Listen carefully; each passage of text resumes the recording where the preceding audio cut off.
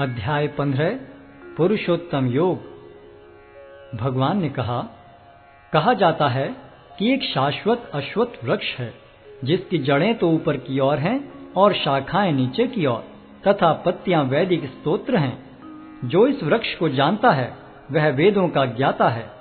इस वृक्ष की शाखाएं ऊपर तथा नीचे फैली हुई हैं और प्रकृति के 3 गुणों द्वारा पोषित हैं। इसकी टहनियां इंद्रिय विषय हैं। इस वृक्ष की जड़ें नीचे की ओर भी जाती हैं जो मानव समाज के सकाम कर्मों से बंधी हुई हैं। इस वृक्ष के वास्तविक स्वरूप का अनुभव इस जगत में नहीं किया जा सकता।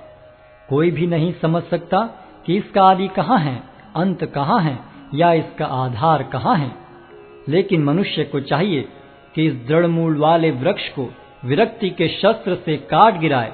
तत्पश्चात उसे ऐसे स्थान की खोज करनी चाहिए जहां जाकर लौटना न पड़े और जहां उस भगवान की शरण ग्रहण कर ली जाए जिससे अनादिकाल से प्रत्येक वस्तु का सूत्रपात तथा विस्तार होता आया है। जो झूठी प्रतिष्ठा, मोह तथा कुसंगति से मुक्त हैं, जो शाश्वत तत्व को समझते हैं, जिन्होंने भौतिक काम को नष्ट कर दिया है, जो सुख तथा दुख के द्वंद्व से मुक्त हैं और जो मोह रहित होकर परम पुरुष के शरणागत होना जानते हैं, वे उस शाश्वत राज्य को प्राप्त होते हैं।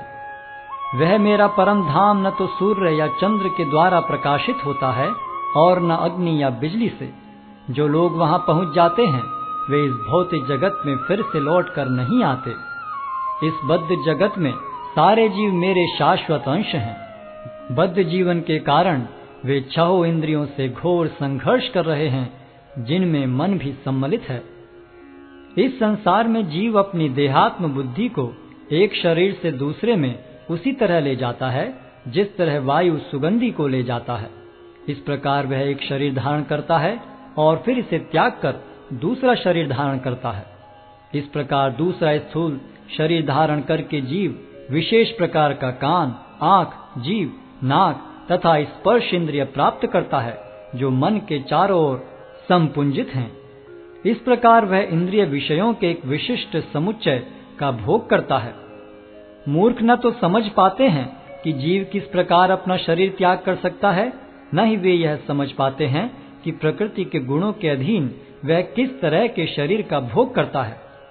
लेकिन जिसकी आंखें ज्ञान में प्रशिक्षित होती हैं वह यह सब देख सकता है। आत्म साक्षात्कार को प्राप्त प्रयत्नशील योगी जन यह सब स्पष्ट रूप से देख सकते हैं। लेकिन जिनके मन विकसित नहीं हैं और जो आत्म साक्षात्कार को प्राप्त नहीं हैं, वे प्रयत्न करके भी यह नहीं देख पाते कि क्या हो रहा है। सूर्य का तेज जो सारे विश्व के अंधकार को दूर करता है मुझसे ही निकलता है।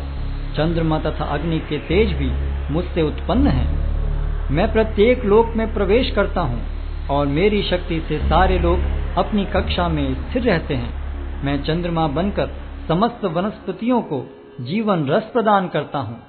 मैं समस्त जीवों के शरीरों में पाचन अग्नि हूँ और मैं श्वास प्रश्वास में रहकर 4 प्रकार के अन्नों को पचाता हूँ। मैं प्रत्येक जीव के हृदय में आसीन हूँ और मुझसे ही स्मृति, ज्ञान तथा विस्मृति होती है। मैं ही वेदों के द्वारा जानने योग्य हूँ।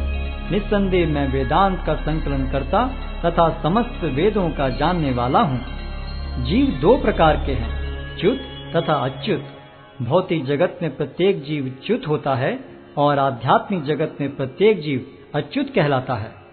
इन दोनों के अतिरिक्त एक परम पुरुष परमात्मा है जो साक्षात अविनाशी भगवान है और जो तीनों लोकों में प्रवेश करके उनका पालन कर रहा है। चूंकि मैं क्षर तथा अक्षर दोनों के परे हूँ और चूंकि मैं सर्वश्रेष्ठ हूँ, अतएव मैं इस जगत में तथा वेदों में परम पुरुष के रूप में विख्यात हूँ। जो कोई भी मुझे संशय रहित होकर पुरुषोत्तम भगवान के रूप में जानता है वह सब कुछ जानने वाला है। अतएव हे भरत पुत्र, वह व्यक्ति मेरी पूर्ण भक्ति में रत होता है। हे अनग, यह वैदिक शास्त्रों का सर्वाधिक गुप्त अंश है जिसे मैंने अब प्रकट किया है। जो कोई इसे समझता है वह बुद्धिमान हो जाएगा और उसके प्रयास पूर्ण होंगे।